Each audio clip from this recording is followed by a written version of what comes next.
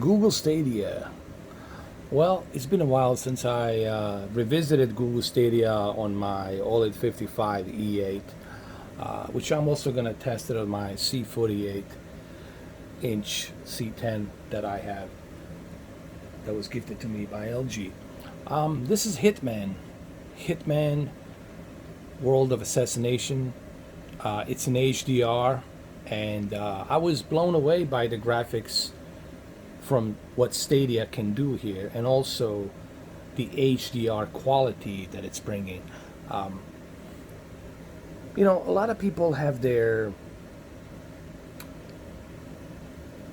points of views and their own ideas about Stadia, and that's fine. But I can tell you that if you have a stable, semi-stable internet connection, you will enjoy HDR and you will enjoy 4K. So anyway, Stadia supports 4K and HDR, so everybody should understand that. You are getting 4K and you are getting HDR, and the quality is pretty darn good. I would be hard pressed to see the difference between what I'm seeing on the PlayStation 4 Pro and what I'm seeing here on the Stadia in terms of HDR, in terms of 4K. But good luck explaining that to a Sony fanboy, right?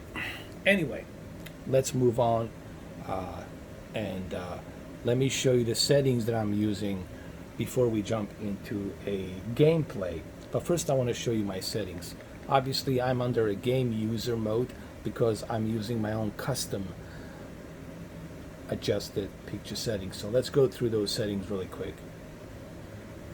All right. Anyone who knows anything about the HDR and the 4K should know this by now. Now, if you're somebody who's new to 4K and HDR, if you happen to be one of those guys, remember OLED light and contrast always has to be at the maximum. If you have a backlit LCD LED television that has LED backlit with the LCD panel, you still need to turn that backlit all the way maximum and your contrast to maximum. So this will always have to be like this for the HDR. Brightness on all of my televisions when it comes to HDR, leave it at 50 because you already have that great contrast ratio. So you have HDR, you don't need to mess around with the brightness. Otherwise you're going to crash your crush, not crash, but crush. Same thing. Crash, crush, whatever. Your black digital levels, and if you go higher, you're gonna overbright your black digital levels. Sharpness, because it's a little bit of a bigger TV, it's a 55-inch, I go with a 23. On a 48-inch, I go with a 10. Okay, so leave the sharpness 23. Color at 53. Color temperature, when it comes to white balance and color temperature, guys, always keep it at balanced level. I try to keep my color temperature always at medium balanced level. What do I mean by medium? Means that I don't want to go all the way to warm or all the way to cold. Because if you go to cold, it's too blue. If you go to warm, it's too yellow. I try to keep it at balanced middle for the video games. For the movies, you can go warm. For the sports, you can go cold. But for the video games, you should always stay at a middle, medium color temperature. Okay? Moving on. Advanced controls. Dynamic contrast. I really am not a fan of dynamic contrast for the HDR because you already have dynamic tone mapping turned on, which brightens the HDR, brightens the highlights, and brightens the white digital levels. This, when you turn this on, all it's going to do, it's going to overblow your white digital levels, and then you're going to lose that detail. Okay, so I turn my dynamic contrast off. You really don't need it. If you are using standard dynamic range, then yeah, use dynamic contrast. That's why it's there for. But when you have HDR, you really don't need this because you have dynamic tone mapping, which is turned on, and leave it on. When you turn it off, it dims down. When you turn it back on, it brightens it up, as you can see. So you just leave dynamic tone mapping on, DTM, and leave it on, and that's it.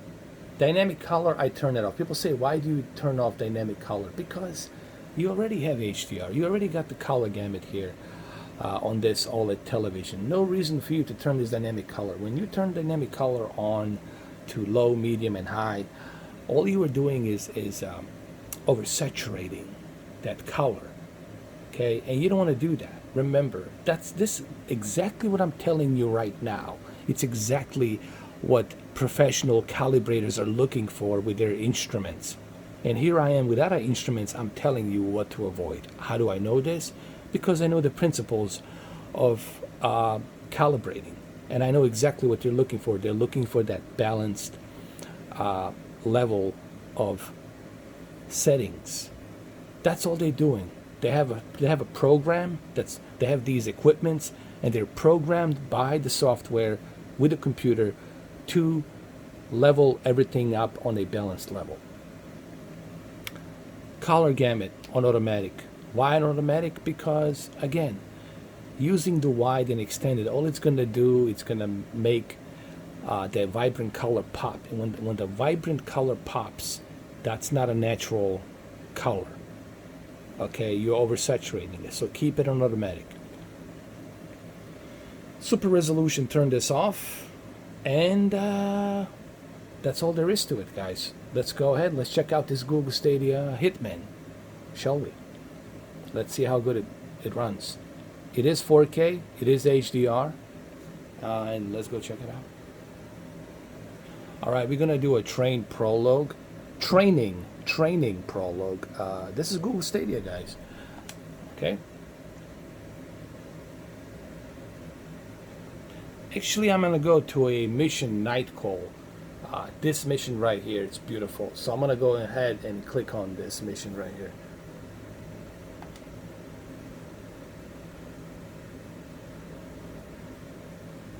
Now the settings that I'm using here can apply to all of your Google Stadia games. So basically what I'm giving you here with this one video, with this one punch,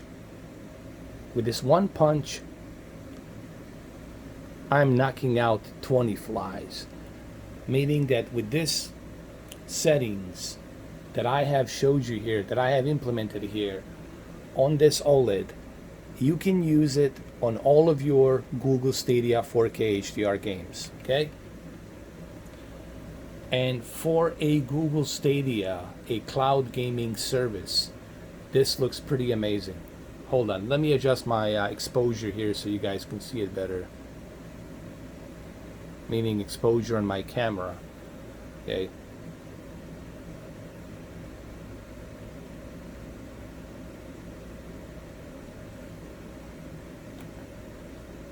That looks beautiful, man.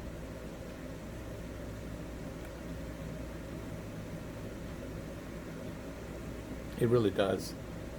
Again, camera cannot depict, guys. If you're watching this video and you're saying, yeah, but dude, it doesn't look that good.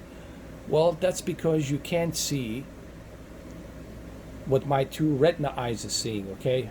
You have to remember something, guys. And this is, I really have to talk about, I have to do maybe a live stream and talk about this.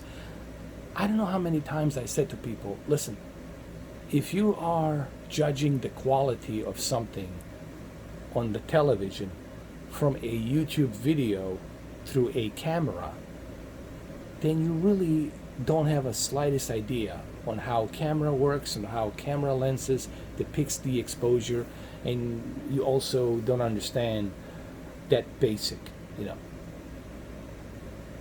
I'm doing this video to give you my settings. If you don't have OLED, then you shouldn't be watching this video. If you have OLED and you happen to have a OLED, I don't care which model it is, if it's a 8 series, 9 series, 10 series, this principle here, this what I gave you, the settings that I gave you here will work. Okay, it will work with Google Stadia. Now let's talk about Google Stadia. Listen, Google Stadia, guys, I received my Google Stadia on November 21st. The release date was November 19th, 2019, and I got mine on the 21st. I did a bunch of tests. I supported Stadia. I did truckload of videos on Stadia. Those videos are there for you guys to see, all right? You can go ahead and check them out. And I've been using Stadia since November of last year. Did it have its problems in the beginning? Of course, like any new service at launch, there's going to be some issues and problems, but overall I'm very impressed with Google Stadia and what they have implemented here. There's hefty lineup of video games. EA's coming on board, Ubisoft, Uplay Plus coming on board, Electronic Arts, probably we'll see Crysis, 2K games, you know, Mafia Trilogy. So there's tons of stuff. CD Projekt Red, we got that, and who knows, maybe in the future we'll see a The Witcher. So all I'm saying is Google Stadia has come a long way in terms of latency, in terms of 4K quality and HDR.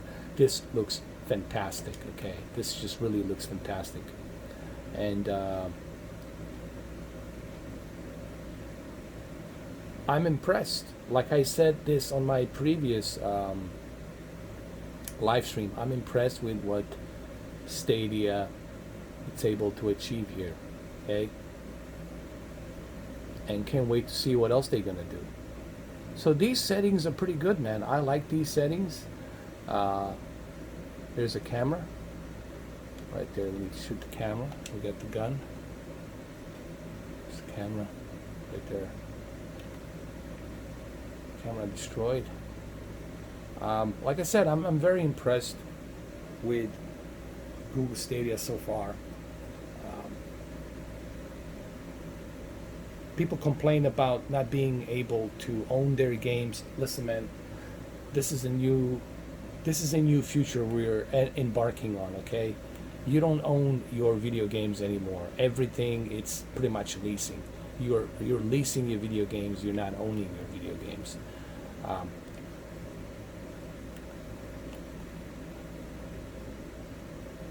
I know there's a lot of Google Stadia haters out there, but I really don't care about those haters. I don't pay much attention to them because they're just a bunch of crybabies. I know Google Stadia. I've been with the Google Stadia for quite a long time. And I know how good Google Stadia looks on my OLED through Chromecast Ultra. But anyway, I hope you guys enjoy this video. Remember, the whole point of this video is for you to utilize these settings. And for the people out there who are bitching and moaning and complaining about me not working hard and not putting any videos, I have over 5,180 plus videos from projectors, monitors, televisions, all kinds of different types of television, which I paid with my own hard-earned cash. Okay, you're welcome. So why don't you go check out my 5,180 plus videos, which will take you about 3 years, I don't know, 4 years, and then come back to me 4 years and then tell me I'm not working hard, I'm not putting any content videos. Yeah, this kind of crap usually comes from people who have nothing. When you click on their account, you see nothing. That tells you everything about them. They have nothing. But they're more than happy to bitch and moan and complain to you because they have nothing. Alright guys, I hope you enjoyed this video. Use these settings. Let me know what you think, and I'll see you tomorrow. We'll do some Google Stadia tomorrow. We're going to get back into Google Stadia a little bit. Alright, thank you for watching. Have a good one. Take care.